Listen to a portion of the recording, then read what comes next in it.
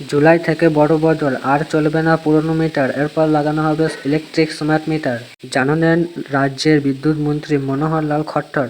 এই নিয়ে দিকে দিকে বিতর্ক উঠে আসছে, তো কেন এই আন্দোলন, চলো দেখে নিই। আগামী জুলাই মাস থেকে আপনার বাড়ির বিদ্যুৎ ব্যবস্থায় আসতে চলেছে এক বিরাট পরিবর্তন। আর কোনো কর্মী এসে আপনার বাড়ির মিটারে রিডিং নেবে না, সরাসরি ডিজিটাল মাধ্যমে পৌঁছে দেওয়া হবে আপনার বিদ্যুৎ ব্যবস্থার তথ্য। হ্যাঁ, রাজ্যে ধাপে ধাপে বসানো হচ্ছে 2 কোটিরও বেশি স্মার্ট মিটার।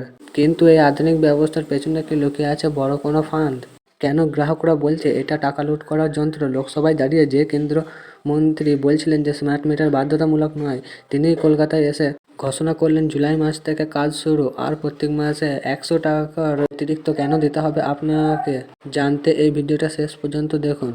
বিদ্যুৎ মন্ত্রী মনোহর লাল খট্টর জানিয়েছেন যে পশ্চিমবঙ্গের ধাপে ধাপে প্রায় 2 কোটিরও বেশি স্মার্ট মিটার বসানো হবে। প্রাথমিক পর্যায়ে এই মিটারগুলি বসানো হবে সাধারণত মানুষের বাড়িতে এবং সরকারি অফিস এবং বিভিন্ন সরকারি ভবনে। এরপর বড় বড় বিদ্যুৎ গ্রাহকদের ক্ষেত্রে এই ব্যবস্থা চালু করা হবে। কিন্তু এই স্মার্ট মিটার আসলে কি এবং এটা কিভাবে কাজ করে, সেই সব কিছু জানার আগে যারা চ্যানেলে প্রথম ভিজিট করছে তারা প্লিজ চ্যানেলটাকে সাবস্ক্রাইব করে রাখো, কারণ এই ধরনের ইনফরমেটিভ ভিডিও সবার আগে পাওয়ার জন্য। তো চলো দেখে নেওয়া যাক।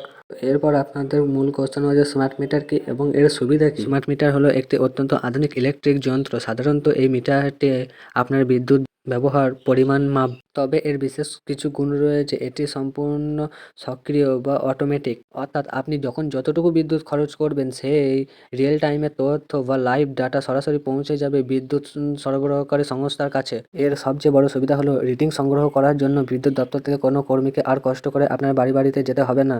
পুরো প্রক্রিয়াটা ডিজিটাল মাধ্যমে হয়ে যাবে। এর অর্থ হলো এটা অনেকটাই প্রিপেড মোবাইলের মতো কাজ করবে। আপনি টাকা দিয়ে রিচার্জ করবেন, বিদ্যুৎ ব্যবহার করবেন, রিচার্জ শেষ হয়ে যাবে তো আপনার বিদ্যুৎ পরিষেবা বন্ধ হয়ে যেতে পারে।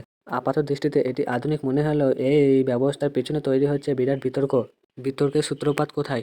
গত 2রা এপ্রিল লোকসভায় দাঁড়িয়ে কেন্দ্রীয় বিদ্যুৎ মন্ত্রী মনোহর লাল ভট্টাচার্য ঘোষণা করেছেন যে স্মার্ট মিটার বসানো হবে বাধ্যতামূলক নয়। বলপূর্বক বা জোর করে কোথাও এটি বসানো যাবে না। কিন্তু গত শনিবার কলকাতায় এসে তিনি তার সুর বদলে নিলেন। তিনি স্পষ্টভাবে জানিয়ে গেছেন যে জুলাই মাস থেকে পশ্চিমবঙ্গে স্মার্ট মিটার বসানোর কাজ শুরু হচ্ছে। শুধু তাই নয়, এই মিটার বসানোর জন্য গ্রাহকদের পকেট থেকে প্রত্যেক মাসে অতিরিক্ত 100 টাকা করে নেওয়া হতে হবে।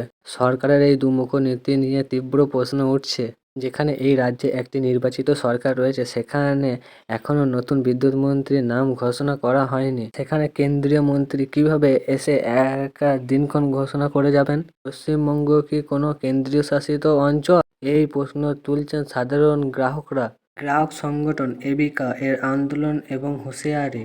বিদ্যুৎ গ্রাহকদের অধিকার রক্ষার সংগঠন all Bengal electric consuming association এই বিরুদ্ধে তীব্র আন্দোলনের হুঁশিয়ারি দিয়েছেন। এই সংগঠনের সাধারণ সম্পাদক জানিয়েছেন যে স্মার্ট মিটার হলো একটি আসলে গ্রাহকদের টাকা লুট করার আধুনিক যন্ত্র, আর কিছুই নয়। তিনি আরও কোশ্চেন করেছেন যে 2016-17 অর্থবর্ষে কয়লার দাম প্রায় 40% কমে গেছে, তো সেক্ষেত্রে বিদ্যুতের বিল 50% কমে যাওয়ার কথা ছিল, কিন্তু সরকার বরাবর তার দাম বাড়িয়ে গেছে। তাছাড়াও ক্ষমতা আসার আগে অবধি তারা প্রতিশ্রুতি দিতেন যে প্রত্যেক মাসে গ্রাহকদের 200 ইউনিট পর্যন্ত বিদ্যুৎ বিনামূল্যে দেওয়া হবে, কিন্তু সেই প্রতিশ্রুতি এখনও বাস্তববহুল, এখনও অধরা। সরকার যেমন আধুনিক প্রযুক্তির ওপর জোর দিচ্ছে, ঠিক তেমনই প্রত্যেক মাসে 100 টাকার বোঝা গ্রাহকদের মাথায় তুলে দিচ্ছে। তো আপনাদের কি মনে হয়, এই স্মার্ট মিটার কি সত্যই আপনাদের জন্য সুবিধাজনক, নাকি সাধারণ মানুষের পকেট কাটার এক নতুন ফাঁদ? এই বিষয়ে আপনাদের কি মতামত কমেন্টে অবশ্যই জানাবেন। তো আজকের জন্য ভিডিওটা এইটুকু। দেখা হচ্ছে নেক্সট ভিডিওতে। সকলকে ধন্যবাদ।